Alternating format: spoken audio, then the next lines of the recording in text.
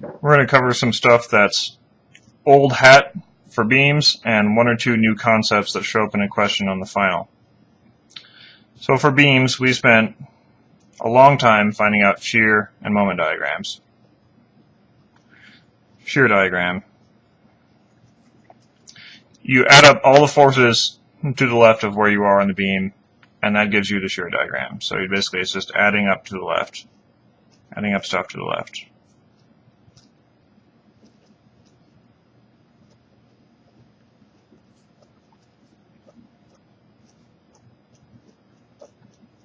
If you put numbers in all this and you found the diagram, your shear diagram would look something like this. This one would be fairly large. You'd start up high until you got to this thing, and you'd have to add him into the equation, so you drop down some.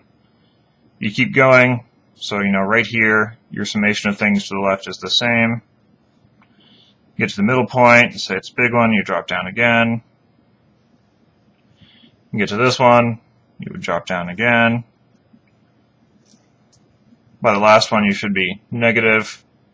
You'd stay constant, and as soon as you get to the very little end of the beam right here, you add up all the forces in the beam. It should go back to 0. And if you wanted to, you could, say look out here and say what's the shear here. You add up everything to the left. If the beam is in static equilibrium, that had better be 0. Likewise, if you did this out here, you add up everything to the left. There's nothing out there. 0.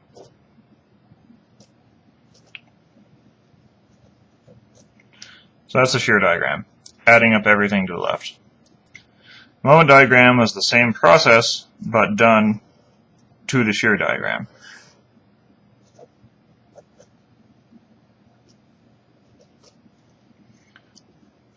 So moment, as we recall, was the amount of internal bending inside the beam. So everywhere in this beam, the little molecules are putting some moment on each other to keep the whole beam in static equilibrium. So we do the same procedure. We add up everything to the left. Right here we would get some sort of linear curve up until this point. We get some slightly less steep linear curve.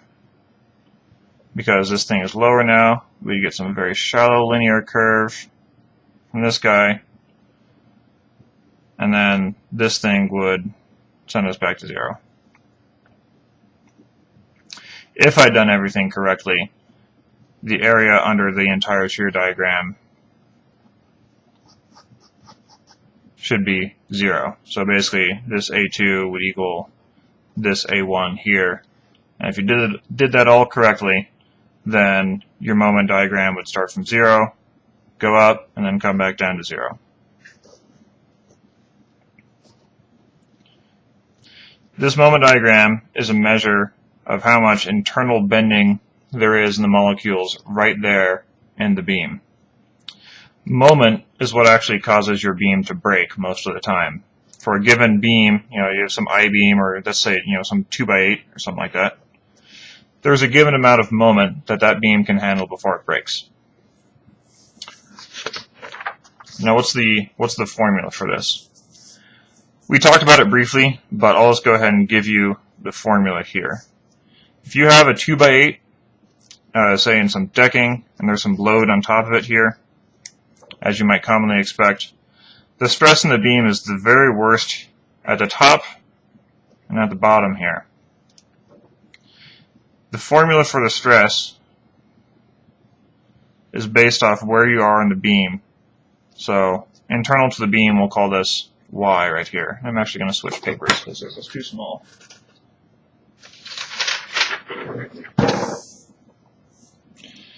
This is a cross-section of your 2x8.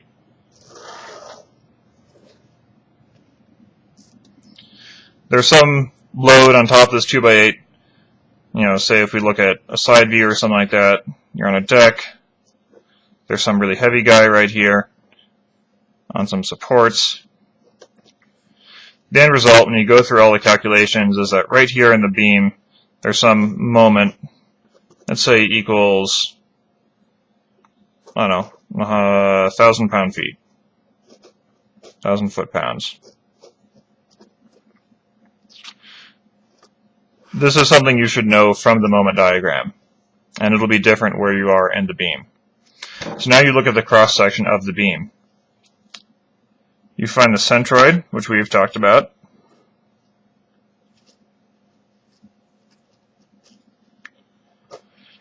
You look in the beam as a function of y. And you also need to know I, the moment of inertia of the beam. For a rectangular beam, this is height cubed times the width over 12. If we wanted to, we could do all the calculus to figure this out, but I'm just giving it to you here. You should remember it. So this is the width, not with that many, not a triple U. Width, height of your beam, moment of inertia is the height cubed times the width over 12.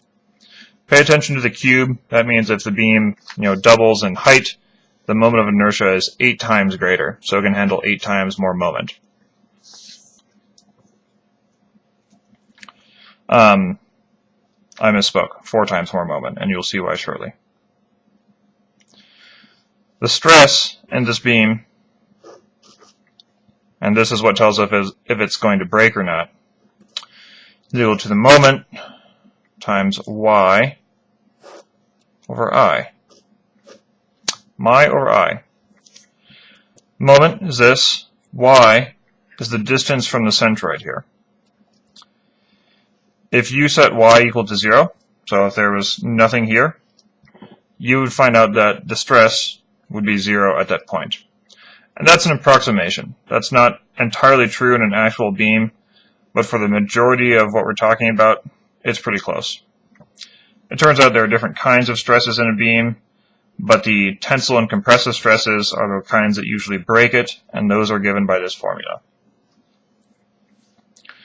So, the maximum stress will be, obviously, since this is constant and this is constant, it's going to be when y is biggest, which maxes out at h over 2. So if you want to know the stress max in a beam, equal to m times the height of the beam over 2 over I.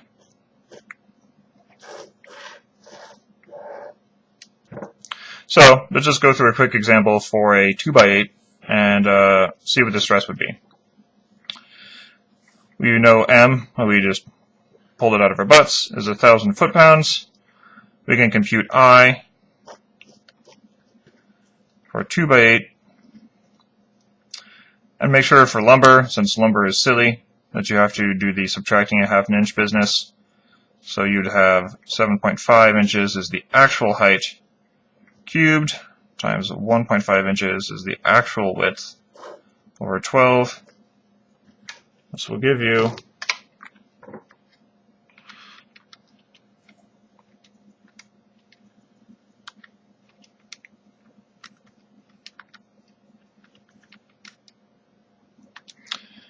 52.7 inches to the fourth.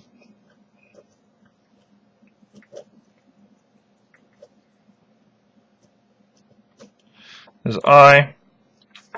H over 2 will be 7.5 over 2. So we'll do, let's see, 1,000 foot-pounds.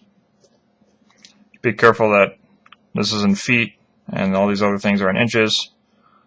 I have to say times 12 inches per foot times 7.5 or 2 inches over 52.73 inches to the fourth. So now we'll start canceling units. See, this is feet on top, cancels out feet on bottom. We have basically inches on top, or 2 on top of this, 4 on here, so this inches to the 4th becomes inches squared. So now we have pounds over inches squared, which is in fact a unit of stress, which is good. We'll do the actual math. It's 1,000 times 12 times quantity 7.5 divided by 2, all divided by 52.73 equals 853 psi. Now it depends entirely on the kind of wood as to whether or not it's going to break or not, but that is how you find the stress. For steel, this would be nothing. Depending on the kind of wood, it could be something. I think there's 1 or 2 problems in the final that cover this process. And that is all you need to know for beams on the final.